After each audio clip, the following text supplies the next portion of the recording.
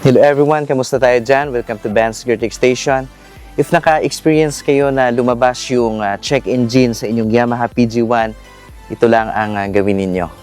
Let's go!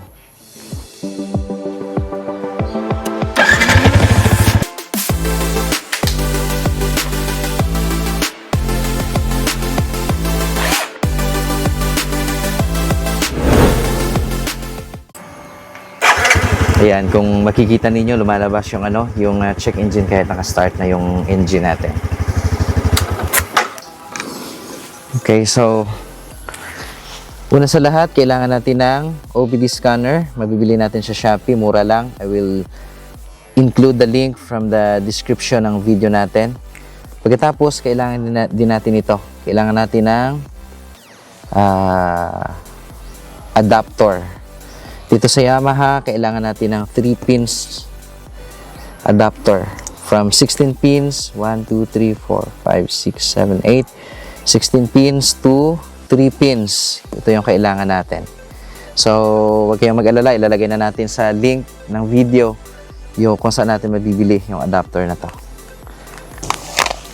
So, kailangan natin, buksan natin yung upuan dito sa likod. Yan. Pagkatapos, remove lang natin itong dalawang screws sa ilalim ng upuan.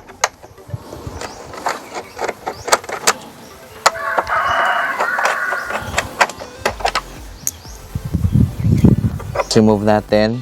Pagkatapos natin matanggal yung dalawang screws, remove natin yung cover. Okay, pagkatapos natin buksan, makuha yung dalawang screws at ma-remove yung cover, ito na yung port para sa ating OBD scanner. Yan, remove lang natin itong cover.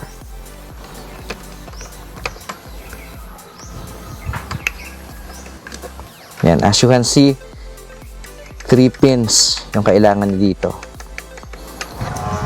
So, ilalagay na natin ang ating OBD scanner.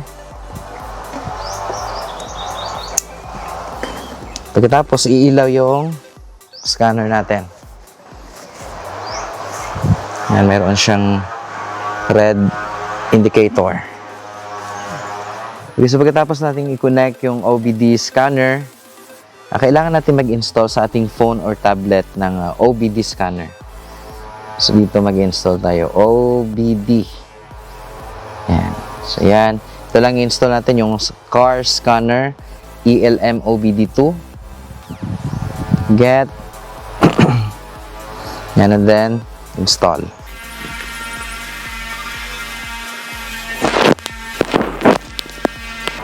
Okay, yan. So, open na natin yung application. Pagkatapos, choose your language. So, English, pipiliin natin okay.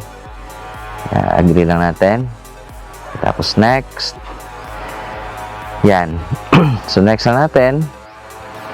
And, next lang. Pagkatapos, type natin dito Yamaha.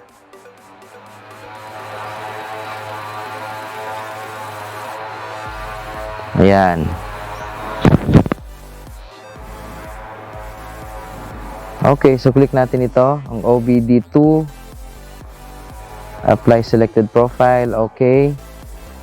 And then gasoline. Next, yan. So ito na yung lalabas. Hindi pa siya connected sa Bluetooth. So gagawin niyo, pumunta kayo sa Bluetooth ninyo. And then punta kayo sa settings. Yung sa akin kasi nakakonect na to before. So, i-disconnect ko muna. I-unpair ko muna siya. Punta kayo sa Bluetooth. Settings. And then, hanapin ninyo yung excuse me, OBD2. Yan. So, magtatanong yan ng password. So, check natin yung pin contains letters or symbol. I-check natin yan. Allow access to your contacts. I-allow natin. Pagkatapos yung password, lagay natin 1, 2, 3, 4 lang. Yan. Then, okay. So paired na yung ating Bluetooth. Balik tayo dito sa sa OBD scanner natin na app na na-install, kababago lang. And then click natin yung connect. Then next. I-allow natin. Go to settings. I-allow lang natin dito sa battery Yan. Next natin.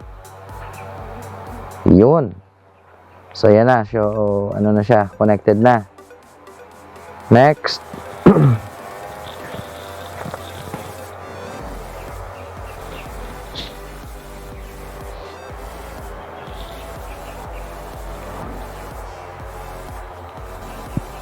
So, hindi siya nagko-connect. It is because hindi pa naka-turn on yung ating engine. So, i-turn on ko dito. Ito yung susi. So, ignition on ko siya. Yan. So, pag naka-ignition on ka na, automatically naka-ano na siya. Successful na. Ayan. So, papakita ko sa inyo. Naka-check engine ngayon yung motor natin. Yan. So, ang gagawin natin, punta tayo dito sa Diagnostic Trouble Codes. Diagnostic Trouble Codes. And then, read. Ayan. So, yung code P0560, System Voltage Malfunction. So, ito yung naging problema niya. Kasi ginamit ko tong motor na to. Yung kanyang battery, while umaandar, ginamit ko siya sa turn on ng light sa bahay. So, gumamit ko ng inverter, nagtap ako sa battery. Pagkatapos yun, lumabas na yung check engine. So, ito yung status. System voltage malfunction. Siguro, nagkaiba-iba yung voltage niya. Voltage reading. Okay, cancel lang natin. Medyo matagal. Clear natin. So, ito lang naman yung lumabas. P0560. Clear natin yung error code. Clear only that DTC found. Okay? Yan. So, warning, please remember that the final decision to reset or not reset the DTC is made by you, car control unit. Made by your car control unit. Clearing the trouble code is not way to troubleshoot. Okay lang natin yan. And then, clear. Okay.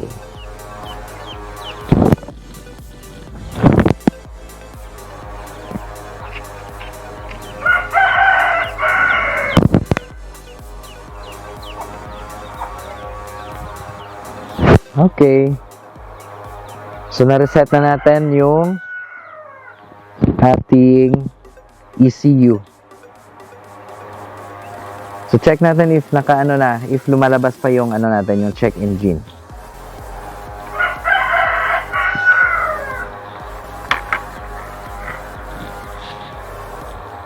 Yan.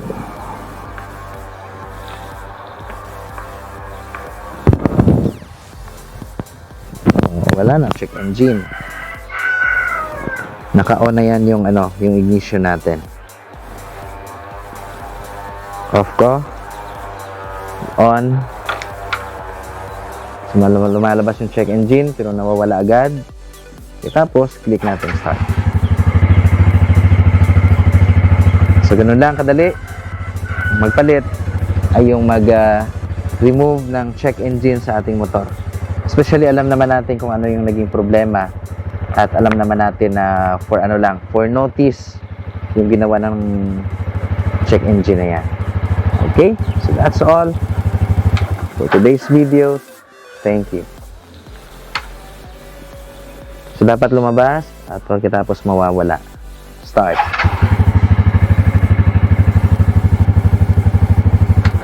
Okay.